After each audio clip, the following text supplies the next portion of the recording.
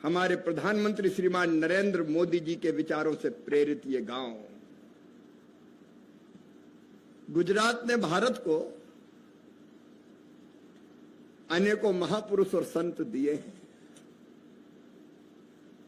लेकिन आज पूज्य महात्मा गांधी जी, जिन्होंने पूरी दुनिया को सत्य और अहिंसा का मंत्र दिया, मुझे याद आ रहे हैं। सरदार वल्लभ भाई पटेल जी के चरणों में प्रणाम करता हूं। लौह पुरुष जिनने पूरे देश को एक रखा और सचमुच में देश को विकसित और आत्मनिर्भर भारत बनाने का बीड़ा उठाया है श्रीमान नरेंद्र भाई मोदी जी ने। और उन्हीं विचारों से प्रेरित होकर आज मनसुख भाई, मैं मन से आपको धन्यवाद देता हूं। गांव में जो कुछ दिखाई दे रहा है आज, यहां की हवाओं में आत्मनिर्भरता है, यहां की घटाओं में आत्मनिर्भरता है,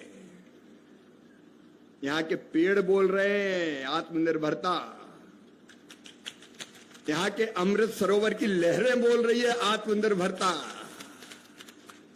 यहां की माटी का कण कण बोल रहा है आत्मनिर्भरता, यहां की बहनें बोल रही है आत्मनिर्भरता, यहां की बेटियां बोल रही है आत्मनिर्भरता, यहां के भाई बोल रहे हैं आत्मनिर्भरता, यहां के बच्चे बोल रहे हैं आत्मनिर्भरता। और गांव इसी भाव से बनता है। केवल सरकारी पैसा गांव नहीं बना सकता। सरकारें बहुत पैसे दे सकती है, लेकिन गांव के अंदर अगर भाव ही ना हो अपने गांव को आगे बढ़ाने का, तो कोई सरकार आपके गांव को ना तो विकसित बना सकती, ना आत्मनिर्भर बना सकती। लेकिन यहाँ के बच्चे बच्चे के मन में, यहाँ के जन जन के मन में एक अलग भाव दिखाई देता है। और मैं तो यहां प्रेरणा यहां से लेके जा रहा हूं। जब हम उतरे तो यहां हेलीपैड है। हमारे कई उद्योगपति मित्र इसलिए आसानी से आ पाए। अगर हमको बाय रोड आना पड़ता अहमदाबाद से, तो आते आते ही शाम हो जाती। यहां हमने देखा कि जो हमारे एसएचजी हैं, स्वयं सहायता समूह, उनके उत्पाद सजे हुए थे। अलग अलग चीजें मेरी बहनें बना रही, लखपति दीदियां। वहां गन्ने का रस भी मिला हमें, और हड़ौल का पेड़ा भी गजब का है। मनसुख भाई, एक आध डिब्बा हमारे साथ भी रख देना। वैसे तो गुजरात आते हैं तो फाफड़े, ढोकला, खाखरे, क्या रंग है गुजरात के। और हम आगे बढ़े, यहां का क्रिकेट का मैदान ऐसा कि अगल बगल से खेलने आते हैं लोग। आसपास के जिलों की प्रतियोगिताएं यहां संपन्न होती है,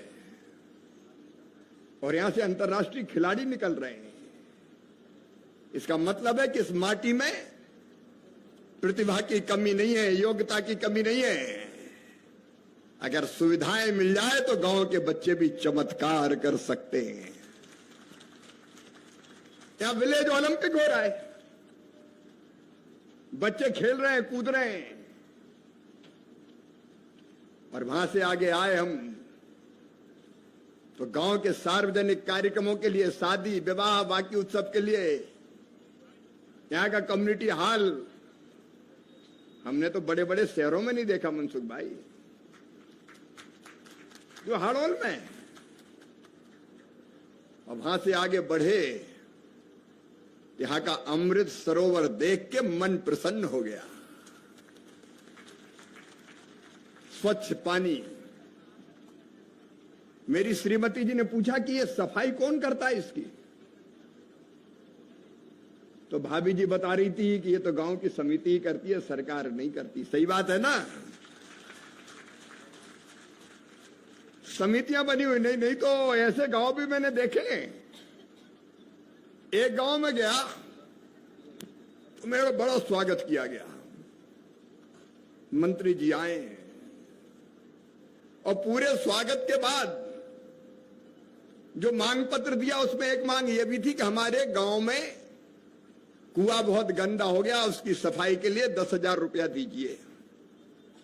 मैंने कहा ये स्वागत सत्कार में कितने खर्चा किए? इसमें तो हजारों खर्चा कर दिए। तो हमने कहा नेता के स्वागत में हजारों खर्चा कर दिए, गांव की सफाई के लिए 10,000। बोल वो हमारा काम नहीं, वो सरकार का काम है साहब, आप जानो। उस भाव से गांव नहीं बन सकते। अमृत सरोवर की देखभाल, सफाई की व्यवस्था, और वो अमृत सरोवर तो ऐसा हो गया कि अस्थि विसर्जन के लिए लोग यहां आते हैं, और उसके चारों तरफ जो पेड़ लगे हैं वहां, उन पेड़ों की घनी छाया मन को कितना सुकून देती है। वो पेड़ भी सब गांव वालों ने लगाए, और ऐसे फ्री फोकट में नहीं लगाए कि पेड़ ला दो तो लगा देंगे। एक पेड़ के 1200 रुपया दिए। जो समिति है वो उससे पेड़ के रख रखाव और बढ़ाने का काम करती है।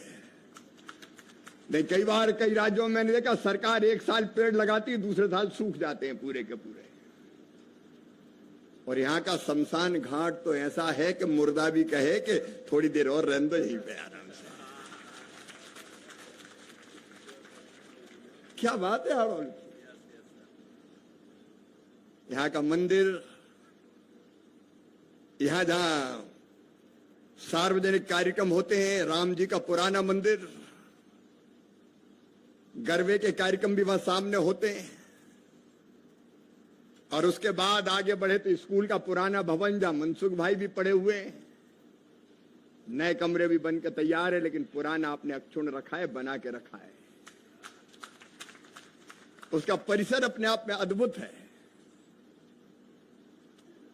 यहां जैन मंदिर भी जियो और जीने दो,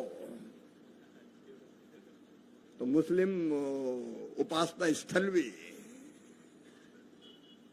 कहते हैं 16 जातियां, लेकिन यहां तो 18 है मनसुख भाई,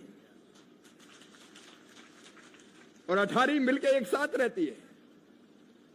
और जवारे तो क्या बेटियां लेके चल रही थी, तो ऐसा लग रहा था बेटियां नहीं साक्षात देवियां जा रही हो। जिस श्रद्धा और भक्ति के भाव से वो चल रही थी,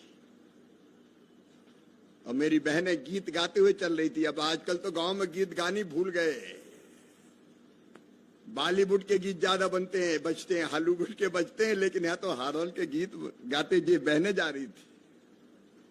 और गरबा तो हमने मनसुख भाई पहली बार किया। मैं सोचता था कर पाऊंगा कि नहीं, लेकिन सबसे ज्यादा मैंने किया। आनंद का, उत्सव का माहौल, सचमुच में अद्भुत वातावरण है।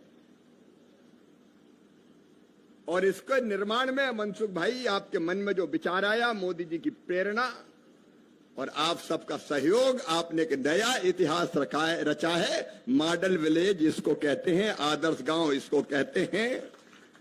और चुनाव तो यहां हुए ही नहीं कभी। ये गांव के चुनाव कबाड़ा कर देते हैं, गांव का कई हिस्सों में बांट देते हैं। पंचायत में हार गया और जीत गया, तो हारे हुए को जीता हुआ रोज दिखाई देता है कि देखूंगा अब इसको। तो उसी में लगे रहते हैं लोग, लड़ाई बढ़ाई में समय निकल जाता है। लेकिन यहां तो गांव बैठता और तय कर देता है ये पंच और ये पंचायत, निर्विरोध चुनाव, समरस गांव। ये सीखने के लायक है। यही पंच परमेश्वर की भारत की प्राचीन भावना है, जिसको साकार किया हाड़ौल वालों आपने। और इसलिए मैं आपका हृदय से अभिनंदन करता हूं। लेकिन मैं केवल अभिनंदन की कह के नहीं जाऊंगा, मैं प्रधानमंत्री जी के बीच इस सारे दृश्य को रखूंगा, कैबिनेट में भी रखूंगा। और मैं ग्रामीण विकास मंत्री भी हूं, और इसलिए इस मॉडल को पूरे देश में रिप्लिकेट बाकी गांव में करने में कोई कसर नहीं छोड़ेंगे। गांव के लोगों को जगाएंगे कि इस भावना को जीवित करो, ताकि अपना गांव भी आदर्श बन सके। विकसित भारत तब बनेगा जब गांव विकसित होगा। हाँ, स्किल सेंटर की बात मैं भूल गया था। बड़े बड़े शहरों में स्किल सेंटर नहीं है। हाड़ौल में स्किल सेंटर, जहां बच्चों को ट्रेनिंग मिलती है और फिर कंपनियां आती है और जॉब के लिए उनको लेके जाती है। जो जरूरी चीजें। और आज तो कुएं से पानी भी भरा मैंने, बड़ा मजा आया। और चक्की भी चलाई। मैं बहुत प्रसन्न हूं। समय मुझे इजाजत नहीं दे रहा कि मैं और ज्यादा बोलूं, लेकिन मैं अपनत्व के भाव से आया हूं। और वैसे भी मैं नेता नहीं हूं, मैं तो मामा हूं। आपका स्नेह, मेरे 2 बेटियां बैठी थी हमारे साथ, वो बाकायदा गाइड करते हुए चल रही थी, हमको बता रही थी गांव का सब। और इतने प्रेम से बोली, आपको यहां तक पहुंचने में कोई तकलीफ तो नहीं हुई, कोई कष्ट तो नहीं हुआ? आप अच्छे हो ना? हमने कहा मजा माछे। और बेटी ने जैसा अभी संचालन किया, सच में ऊषा बताया ना, अद्भुत है ये सारी व्यवस्था। गांव के लोग, वो देखो मेरी बहनें खड़ी है, वॉलंटियर, पुलिस की जरूरत नहीं है। ये आत्मनिर्भरता का प्रतीक है एक एक चीज। नहीं तो 3 केंद्रीय मंत्री आए तो पुलिस वाले बंदूक लेके डटे रहे सामने, इधर हटो, उधर हटो, उधर चलो। लेकिन यहाँ तो बहन, बेटियां, बेटे वो मोर्चा संभाले हुए हैं। और ये एक ड्रेस भी बहुत अच्छी लग रही है, मनसुख भाई ने भी पहनी हुई है। ये अपनी संस्कृति, अपनी परंपराएं, अपने जीवन मूल्य ना भूलें। इसलिए अपने आधुनिक गांव भी जो आज है वो भी बनाया, और पुराने गांव को भी 50 साल पहले हड़ोल क्या था उसको भी यहां रिप्लिकेट करके बताया। और महापुरुषों की पूरी गाथाएं निकाली बच्चों ने। उसमें से कौन लड़ा गांव के लिए, उसका पूरा इतिहास सबके लिए गर्व और गौरव का प्रतीक बन गया, और उनके लिए पूजा स्थल बन गया।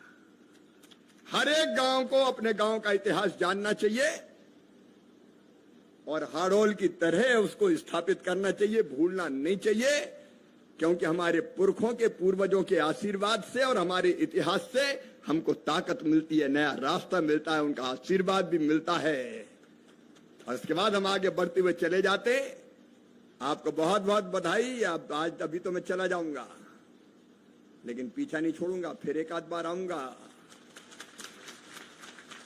दिल अभी भरा नहीं, लेकिन हेलीकॉप्टर कह रहा उड़ना पड़ेगा।